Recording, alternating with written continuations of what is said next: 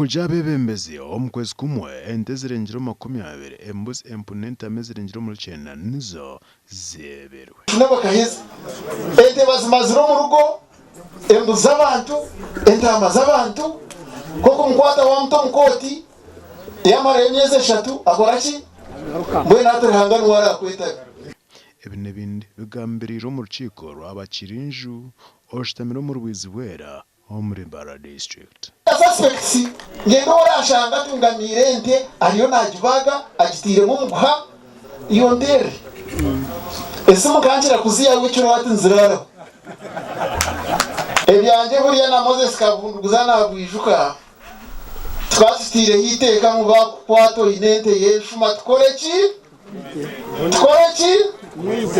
hato hati ejengire ndiyo ninza kujigarakamo ejengire ninza kujigarakamo kana akigambere yo kumangura y'umushuma wende ashitora kwate na RDC tabuza kuchimanya ngejo twatandikire serious operations with the help of our division commander and other forces.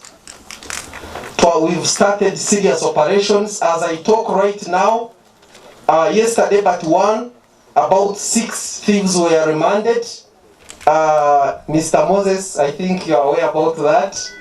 RDC wa MBARARA oyiciro mu rukiko nawe hariho nko kwahumurize abatora kandi twinenente sofa eziri kwika 5 ezitwanagisa abashuma turumuntu turunda bakamabazo so mwe turumuntu tukora umurimo muhango nienda kusima bataka mwe bari munonga aba information eyimuru kutuhereza kandi twehireyo okwatanisa nimwe okurebeka ngo ekintu eco cyahweraho kimwe.